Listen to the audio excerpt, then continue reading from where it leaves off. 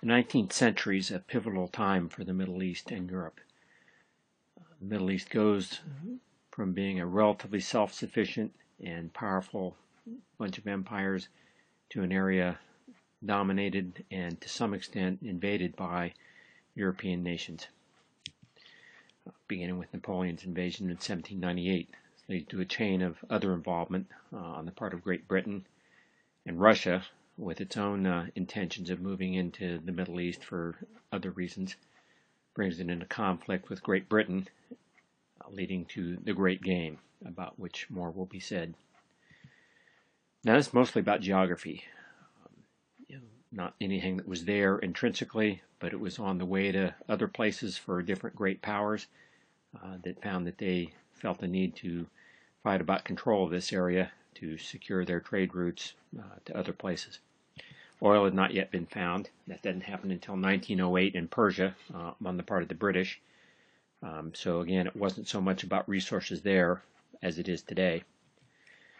Now, for the Middle Easterners, this is a very bothersome development and sort of the death knell, if you will, of the dreams of the old Arab Empire and eventually those of the Ottoman Turkish Empire as well. Now, a little bit about why this is going on. Map of the world, and notice that if we draw a latitudinal line that shows where the northernmost reach of the United States is, notice that Great Britain, right here, and Russia, in gray over here, are both pretty much north of that parallel, which means it's especially cold in the winter. Very problematic for Russia in terms of trade and to some extent agriculture. Now, moving on to what this meant. Great Britain especially, Isles, British island nation up here, relatively insufficient in resources, especially raw materials other than coal and a certain amount of iron ore that it had, and depends on its colonies. India, especially over here, and to some extent places further east. Not unique. The Dutch had their colonies in Indonesia, the French over in Indochina here, but mostly we're going to be talking about Great Britain.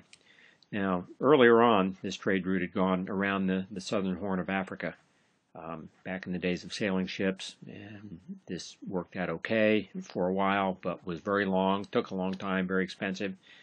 As steamship technology showed up in the early 1800s and rail technology, it became possible to ship through waterways most of the way between India and Great Britain, with raw materials flowing from India to Great Britain, and they would take these manufactured goods and sell them back to the giant India market, India again being a colony under the control of Great Britain.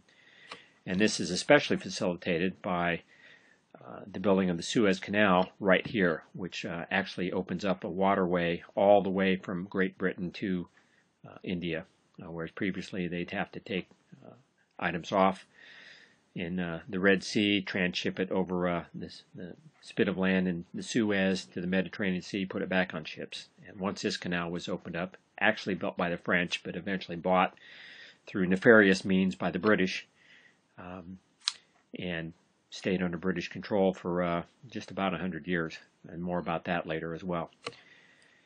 Now, this trade route was seen as vital to the British, not just for purely money reasons, but they felt their very survival was at stake with this, in terms of manpower that they could draw on, what they needed to keep their navy strong, and as an island nation, they viewed a powerful navy as just essential to their survival. Now, they saw this vital trade route threatened by the Russians for the following reasons. Russia, itself a growing power at this point in time, seen as a huge amount of manpower and lots of resources, a little backward technologically, but working on it.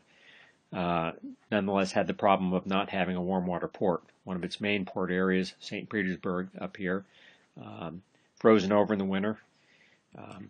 Murmansk and Archangel in the north, also frozen over in the winter, so not reliable for trade with the outside world.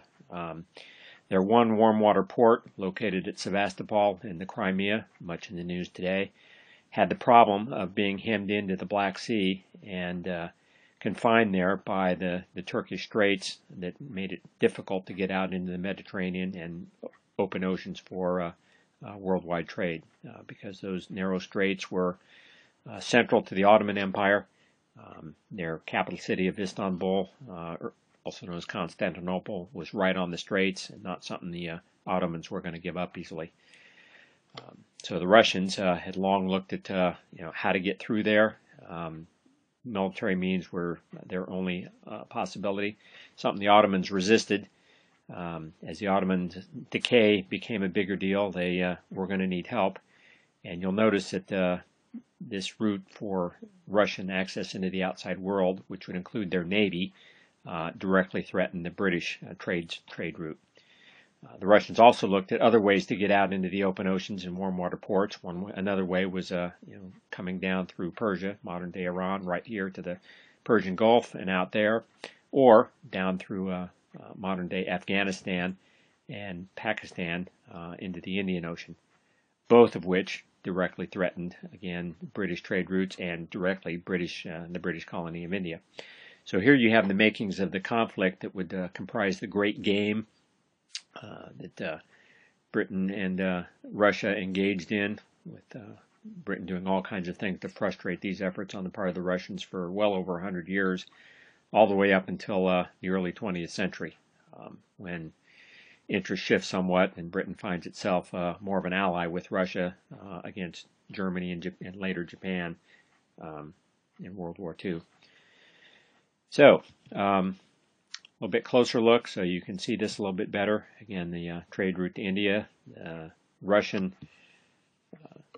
need up here to try and get out through the Turkish Straits there, and Great Britain's efforts significantly taken out to try and prevent that, which caused Great Britain to do a lot of things to help out the Ottoman Empire in its efforts to resist Russia in that. Now, a little more, if we take a look at the following, where I've laid out across the top some of the traditional elements of national power and or significant interest. Geography having to do to some extent with natural resources, but mostly about location of countries and the shape of land around them and water. Economic needs that they had, usually trade or access to resources. And then military issues, either to allow that trade to happen or to protect themselves from attack by outsiders. And then some of these countries or empires had significant ethnic interest in terms of brethren that they felt were living in other countries that they needed to protect or ally themselves with, or which they felt threatened by. And same for religion, about which we'll talk about a little bit more.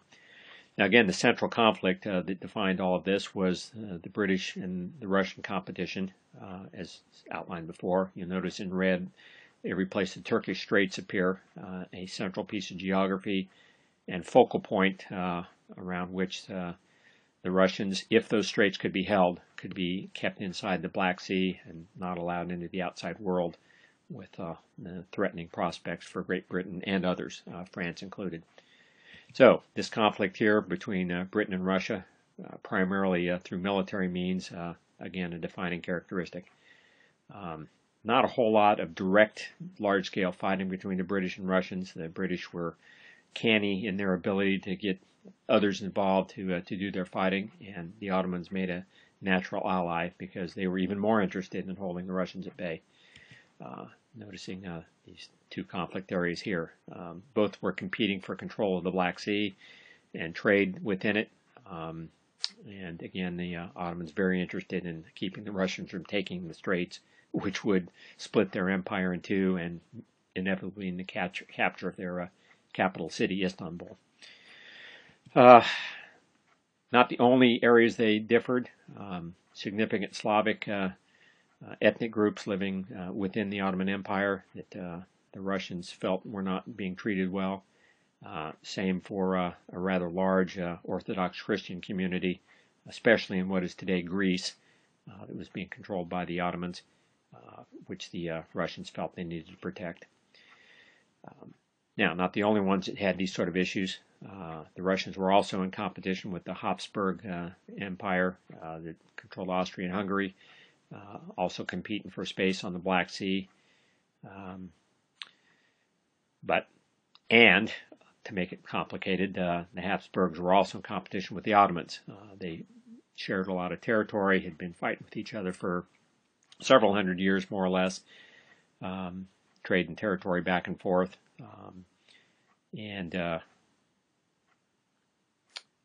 had problems also with ethnic and religious groups in each other's areas also.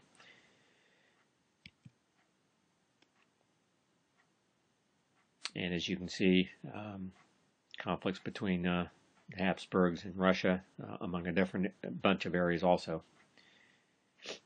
And not to be left out, France has mentioned also supporting Britain in a lot of ways in terms of wanting to defend the same trade route to the east through the Suez Canal, but also having problems with who was going to be the champion of the Catholics, with which they competed with the Habsburgs. Thanks.